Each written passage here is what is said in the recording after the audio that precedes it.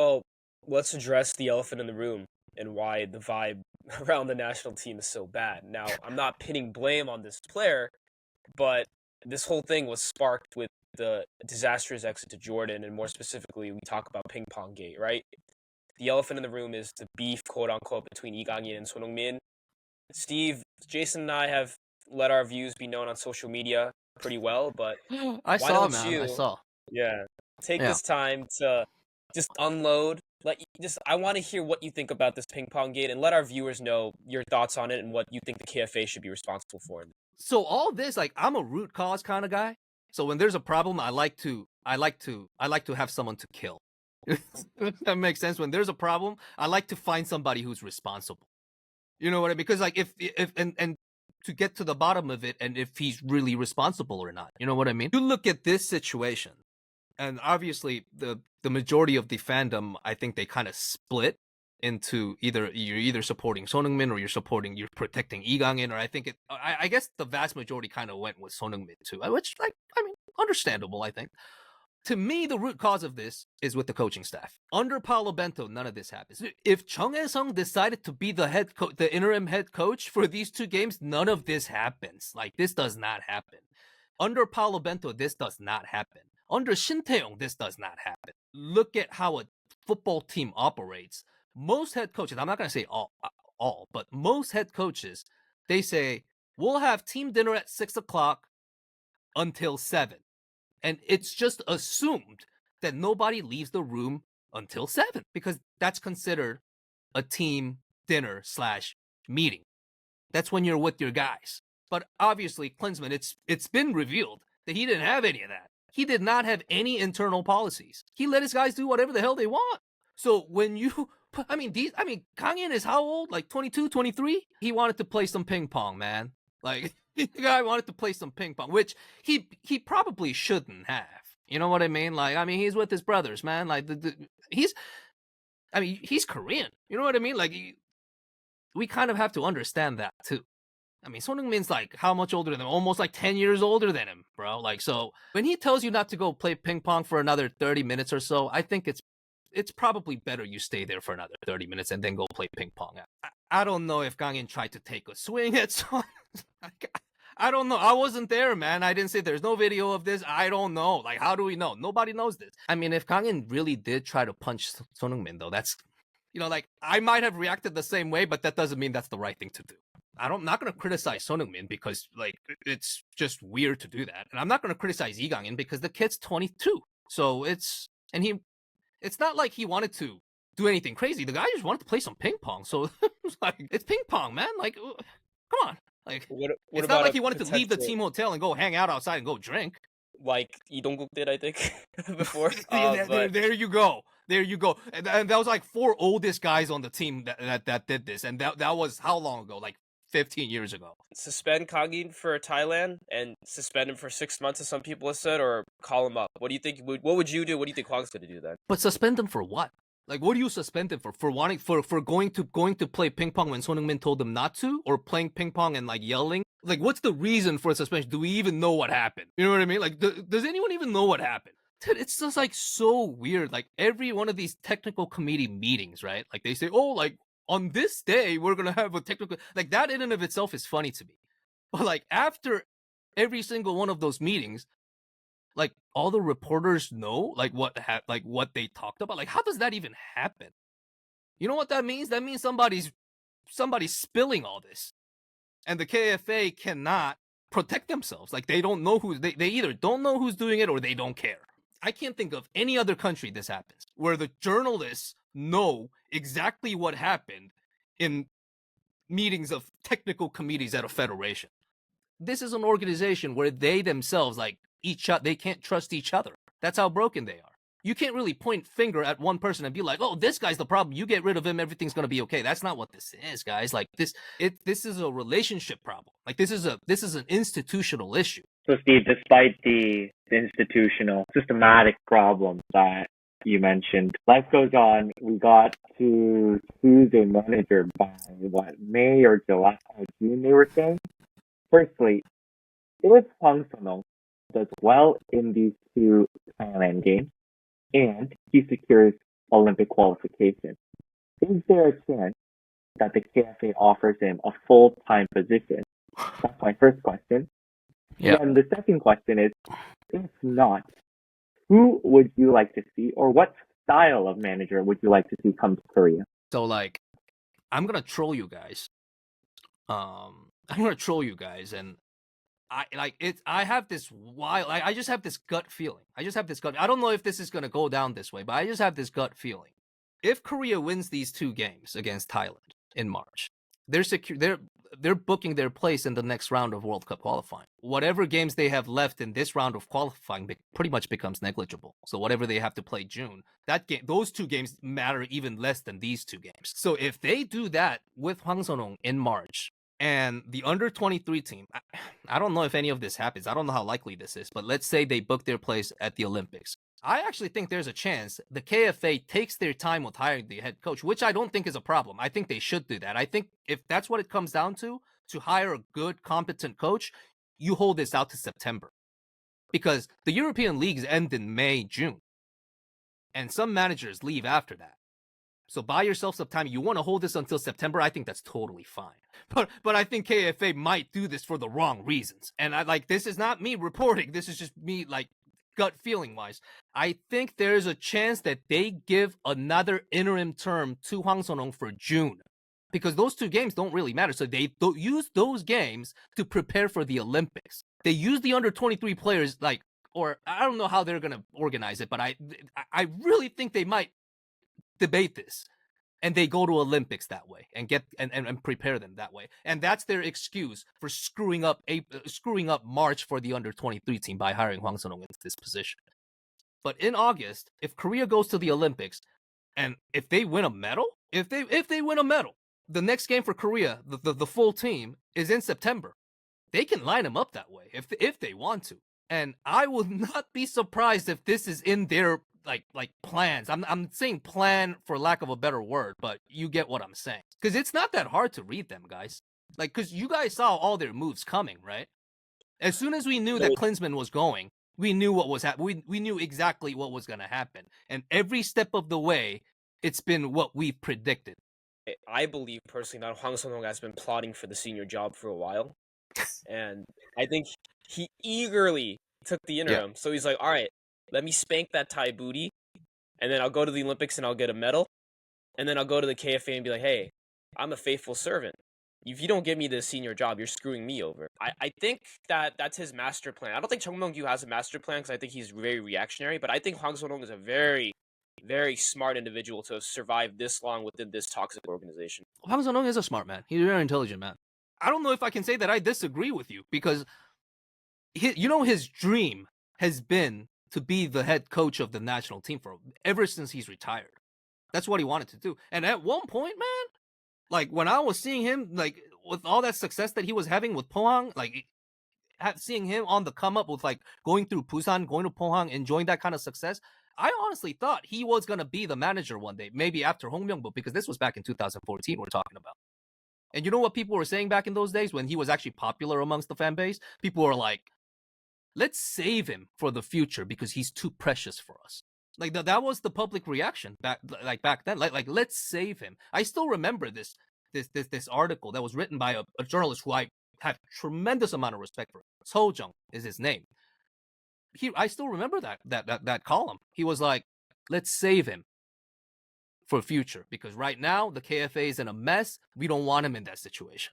Yeah, but I wouldn't be surprised. I mean, you can't really say that he's plotting for this though, because plotting implies that he has plans to win a medal at the Olympics, and that's not a plan. That's if he can do it, because winning a medal at the Olympics is as hard as going to the last 16 or quarterfinals of a World Cup, or maybe even harder. So if he can pull that off, regardless of how he does it, if he does it, I'm not gonna know what to say to that then. If he does it. But dude, he's not gonna do it, man. It's not happening. It's very unlikely this happens, man. You really think Korea, this team, is gonna go to the Olympics and win a medal? I don't know if they're gonna get through qualifying, really. I mean, they're not even gonna have a coach in their last training camp. We're gonna expect them to go to the Olympics and win a medal. And if this is part of their plan, like I said, lack of a better word, like if this is the part of their plan, I mean, like, okay, like let's see what happens. I definitely agree with you, Steve. Because looking at our group, it's not an easy group. We have Japan, China, who always play us hard and dirty, and we have UAE as well. So getting out of the group Yeah. isn't a guarantee either. And the other, we saw it at the Asian Cup. Obviously, it's going to be a little bit different at the U23 level, but these lower Asian sides are coming up and they're challenging us. And Yeah. it's no longer an automatic berth to the Olympics. Couple that with the fact that Hwang So-nong has not impressed us with his performances with the U23 team. Like that 3-0, what was it, 3-0 win against France? That was a total fluke, and that was because Thierry Henry, who's probably as good of a manager as Jurgen Klinsmann, was the manager of that French team. I think you said he was smart, Steve. I think he's a little stupid, maybe overconfident, because this is perhaps the biggest gamble of his career. Because yes, if it goes right, everything happens according to his plan or his dream, I guess. Then he gets his dream, like you said, Steve, of managing the Korean national team. However, if this does not go to plan, let's say there's a little bit of a choke against Thailand, or he fails to get qualification for the Olympics, his career, I think, is over. No, you're 100% right. Like Jason's 100% right. And when I said he's smart, I meant as in like, okay, so let me try to explain this. Like Mong-gyu is a smart man, but he looks freaking stupid, right? Like when you see him in a presser, like he slurs his speech, and like the guy just doesn't look right when he's like when when he's talking, he just doesn't look right, man. Like let's just admit it. Like you guys, like he's reading off of a script and he still can't do it. So, but he's actually a smart man in a sense that, like, look what he's doing. Like, look at what his plotting. It works for him, man. And you know what his goal is? To win another term, which is not even allowed by regulation, but he's going to try to do it. And I wouldn't be surprised if he does it. Like, if he turns this around and manages that again next year, I mean, like, give him some credit, man. Like, it really becomes a big accomplishment. Like, really. And I think he might do it because he knows how to play this game. Like, he doesn't care if he's criticized. Like, you think he really cares if people on the internet criticizing him, burning him down the way they do? It doesn't matter for him. He doesn't live in that world. He doesn't live in that. We live in that world. And like, I'm not saying Hwang So-nong is as evil as that, but what I mean is that he's smart in a way that he knows how to manage his career. You mentioned that his career would be in it would be a dead-end situation if this doesn't go right for him. But until the KFA hired him to be in this position, to be the under-23 national team head coach, he was already at a dead end. Like, he had nowhere to go. Like, he failed in the K-League too. Like, he flat out failed. And he's accused of, and like, in a way, rightfully, ruining FC Seoul. Like, FC Seoul has never been back up since they've been down, man. Like, since they've been, like, as bad as they are right now. These British journalists asking me if Jesse Lingard's going there is going to make them a contender in the K-League. They're not winning the league this year. Like, it's not going to happen. Like, they'll be lucky to be in the top half of the table. And Hwang So-nong is a person who's, like, being held responsible for that mess. Like, it's a decade of underachievement for FC Seoul, and it started with his tenure. So I'm not gonna, like, whatever he did as a coach from 2015 and after, I can't really defend. I still hope that he can somehow like rebound from this. I don't know if I want him to be a national team manager, but like, I want the guy to do well, and I want him to be celebrated and to be respected by people like you guys who actually love Korean football. You know what I mean? Like, I don't want you guys hating on some of these guys that I really loved growing up, but like, I don't blame you guys when it happens, because more than half of the time, they're being forced to be in a position where they can't really do their jobs. If he fails in April and can't go to the Olympics, like, it becomes fun then, because in that case, it's not even about Hwang So-nong if that happens, because this becomes a catastrophe if they can't go to the Olympics at all. It's one thing to go to the Olympics, get knocked out at the group stage. You know what I mean? But if they can't go to the Olympics because they failed in Asia, or God forbid, if they lost to Japan in the group stage and they get knocked out and they just can't go, this becomes a catastrophe. And I think the public outcry on Chung Mong-gyu will be so big that he might have to go with Hwang So-nong. Like, if that really happens, if that's what it's going to take, I mean, I don't know if I want to risk an entire tournament for this, but like if that's what it's gonna take, maybe that's what it's gonna take. Like I've never been one of those guys like, oh, like Korea needs to fail at this tournament because that's the only way we're gonna see change. Like I used to like be really against that guy. Like I still am, because I know a lot of people took that stance for this Asian Cup. I don't blame them, but I don't agree with it. You know what I mean? But like like if this under 23 Asian Cup situation in April, like if this becomes a disaster for Korea, I mean, like how does Chung Mong-gyu defend himself? Because you can't even criticize Hwang Sun-won, really, if you think about it, because he wasn't even with the team at their last training camp. Because this all falls on the guy who made this decision. Well, Jason was the one saying in our group chat that he hopes we don't qualify for the Olympics. Yeah, I mean, look, like that jeopardizes careers. So like I can't really root for that. You know what I mean? Like I see the point. But that burns careers. And I don't want to burn any people's careers. So like I can't really root for that. But like I said, if that's what it's gonna take for this change to happen, I mean I feel bad for Chung Sang-bin, man. Like he's my guy. Like we've gotten pretty close. Like so I want him to go to the Olympics and at least like if he doesn't win a medal, at least score a few goals there and do well, because man, like it's been a drag for him the last 2 years. But like I mean I see Jason's point, like if this disaster actually does happen, like it's gonna suck, but maybe like a disaster of this magnitude, which hasn't happened since like the early 80s. So that predates like my time, bro. Like that predates my time, like way predates my time, because we're talking about like early 80s now. Like that's what this is. Korea hasn't missed the Olympics since 88. Well, as we kind of wrap up, I guess, and I don't want to raise your blood pressure again, but a lot of people have been asking about how a football association comes to be run by one conglomerate, in this case, HTC Group. So, if you can, could you explain to some, casual viewers of Korean football who Chung Mong-gyu is exactly, and how it came to be that our association is controlled by one company, and more specifically, one family? Because I believe before Chung Mong-gyu, it was like one of his cousins or something? So this is, you just opened a, like, can of worms. But, like, I'm going to try to keep this short. So I don't know what the KFA would look like without Hyundai, because that predates my time. And when I say that predates my time, like, that's when Korea wasn't going to the World Cup. Like, we're talking about those days. You know what I mean? Because, like, Korea has been going to the World Cup since I was born. Because they started going to the World Cup since the 86. I was born in 87.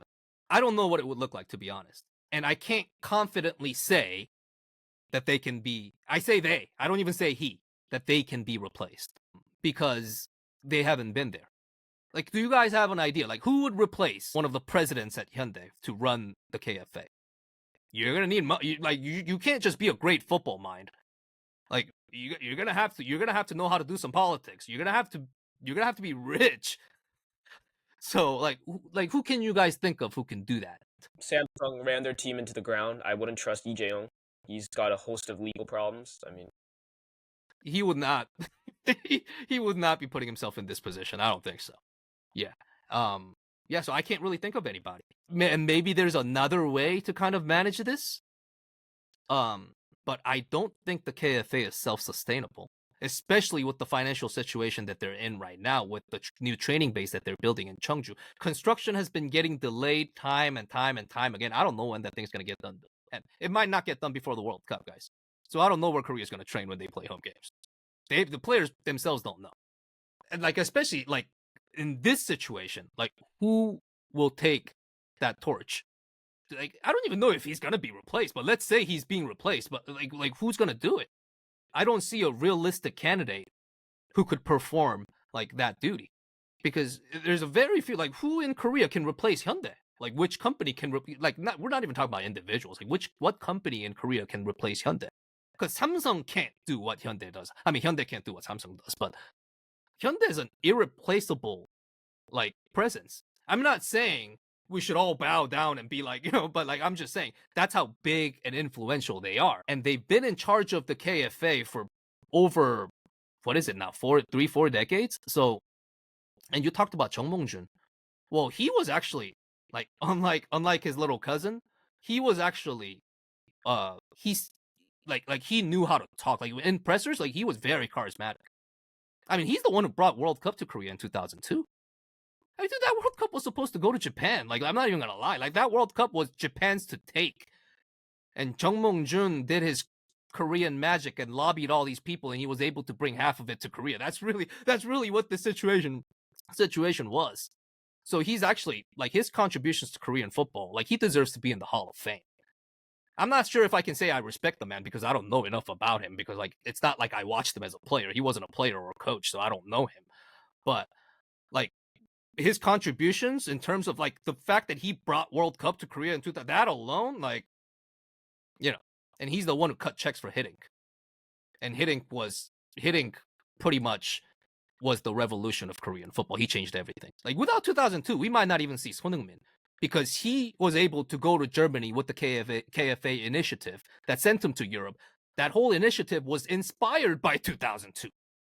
So that's the kind of impact that I guess this family has on the KFA. And I mean, they've got the whole bunch of bad sides to them that might even outweigh all of the good things that I just talked about. Yeah, like, who replaces them, man? Before I let Jason conclude, doesn't this show, Steve, though, how important 2026 is? Because I don't want to harp on the kill point angle, but we have a generation of Korean Americans, Korean Canadians they're going to be watching.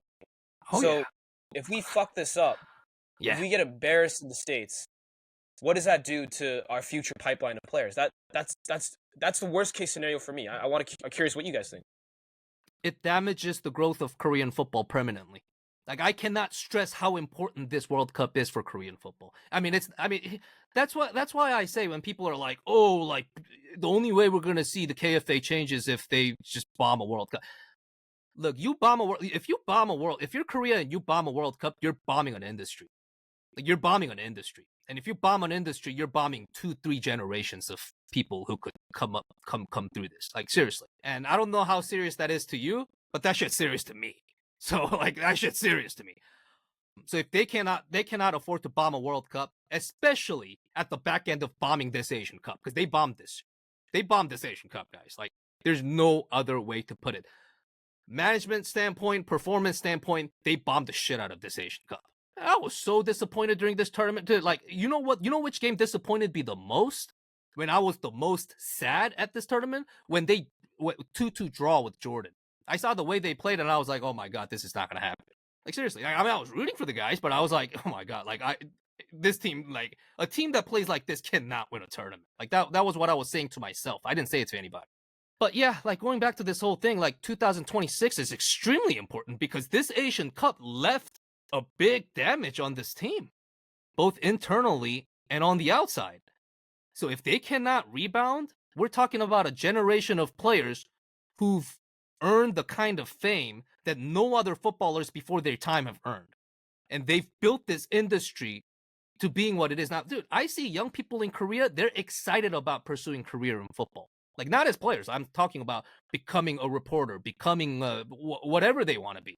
Or work for a club, or, you know, just being in the football landscape in Korea is actually becoming attractive. It wasn't like this, man. It wasn't like this even 5-10 years ago. I'm sure you guys remember when you guys were a little bit younger, it wasn't like this. Like, when you guys were in high schools, it probably wasn't like this. You know what I mean? So, dude, when I was in high school, like, you were stigmatized for wanting to be in football, wanting to be in Korean football. It's like, the only way they play real football is in Europe. Like, that's what people used to say. So it's like, you either play in Europe, you're either Park Ji-sung or you're trash. Like, that was people's attitude. I mean, we actually still kind of have that attitude now, to be honest. If this generation who has built, they're at the pinnacle of this growth, really. And if they can't produce a good World Cup, this is going to depress a generation of people who are following this sport. And that's going to have a ripple effect. I don't think Korean football can really afford that, because you look at the K-League now. I mean, they're averaging over 10,000 fans per game now, and yeah, it should be something that should be celebrated, but that should be the bare minimum.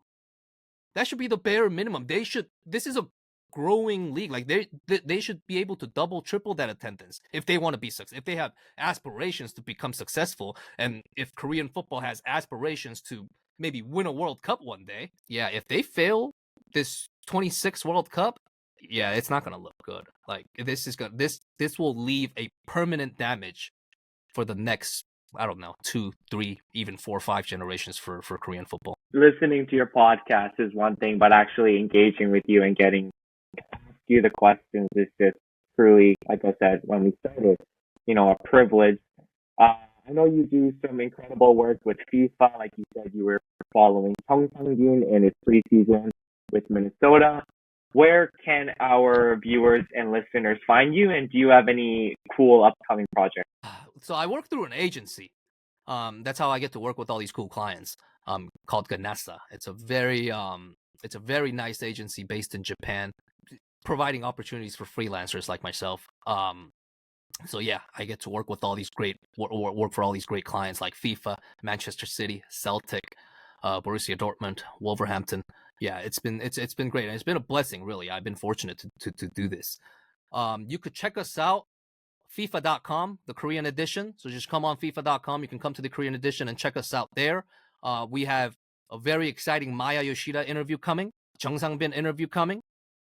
And a couple other interviews. Really, just exciting stuff. We have an interview coming with Mikey Hayashi, who is an analyst at Urawa Reds. Has no playing background, but he's got his coaching badges in Portugal and England. Really interesting guy. Speaks fluent English. So yeah, a lot of exciting stuff. And just not just me, like our editors. So we have a team of really talented Korean editors. And we're always looking to